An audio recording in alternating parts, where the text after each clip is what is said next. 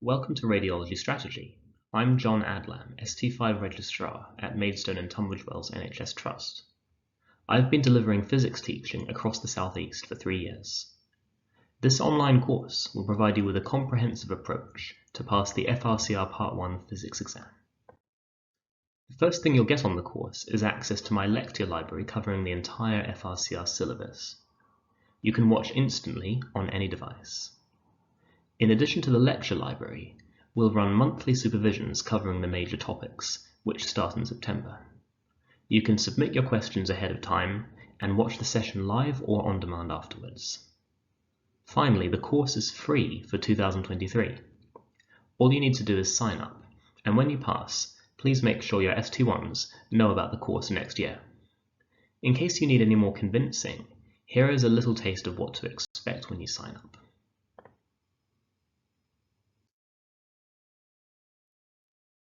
Have you ever wondered why we can't assess the heart size on an AP chest X-ray? To explain this, we need to understand some X-ray geometry. These diagrams explain the concept of beam divergence. It's easy to imagine an X-ray beam as in the diagram on the left, where X-rays emerge from the X-ray tube, traveling parallel to each other in a thin beam. But that's not what happens in real life. Real life is more like the diagram on the right, where the X-rays start from a small point on the anode and they travel out in all directions. Because of this divergence, the beam increases in size the further it gets from the X-ray tube. At position A, close to the anode, the beam is relatively small. Further away at position B, the beam has diverged, so its cross-sectional area is bigger. The result of this is magnification. The image of a structure that is far away from the imaging plate will appear larger than its true size. In the diagram on the left, the patient is close to the imaging plate, and although you can see that the beam does diverge between the patient and the plate, the image it creates is relatively accurate in size. But on the right, we've moved the patient much further from the imaging plate. As a result, the X-ray beam diverges significantly before it hits the plate. The image of the patient is magnified over twice its normal size. This explains why the AP view is inaccurate for heart size. The heart is located anteriorly in the patient's chest, so in the lower diagram, which is a PA chest X-ray, the patient's front is against the imaging plate and their heart is close to the plate. The image of the heart on the plate is only slightly magnified, so we can measure an accurate heart size. However, when the image is taken AP, as in the above diagram, the patient's back is against the plate, and so now the heart is further away from the plate. The image of the heart is more magnified, so we cannot accurately assess its size.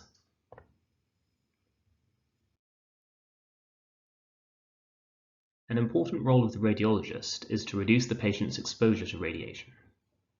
We all understand that radiation can cause cancer, but for FRCR, you will need an understanding of how that happens. In the previous session, we looked at how X-rays interact with matter, and we learnt about the Compton effect and the photoelectric effect, both of which cause ionization. In both of these diagrams, you can see that the incoming X-ray causes the atom to eject an electron, leaving the atom with some positive charge, and putting a highly energized electron into the patient's tissues. This highly energetic electron moves around through the patient's tissues, interacting with and ionizing further nuclei before it loses all of its energy. Those ionized atoms go on to cause cellular damage by interfering with DNA. There are two ways that damage can happen. The first is called direct damage, shown in this diagram where the energized electron happens to ionize an atom that is part of a DNA chain. This ionization event can cause a single-strand DNA break or a double-strand DNA break. Either way, it results in DNA damage. The second mechanism of damage is indirect damage. In this diagram, the energized electron interacts with a water molecule and ionizes that. The result of this is the formation of a hydroxyl radical, which is a powerfully ionizing molecule itself. That hydroxyl radical goes on to ionize more molecules, and some of those will be DNA. The result of that ionization will be double-strand or single-strand breaks. Once you have DNA strand breaks via direct or indirect damage, there are a few different options as to what happens next, depending on how the cell reacts to the damage. Firstly, the cell might detect this DNA damage and repair it.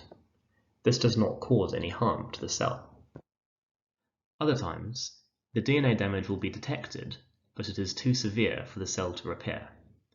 Therefore, the cell will initiate apoptosis and die. As a result, this cell does not go on to harm the organism. Sometimes, DNA damage will not be detected and it will not be repaired. But this is only relevant if the bit of DNA affected is a relevant gene. If the DNA damage happens to so-called junk DNA, this doesn't have lasting effects. The outcome that can cause carcinogenesis is when DNA damage happens to a proto-oncogene, for example p53.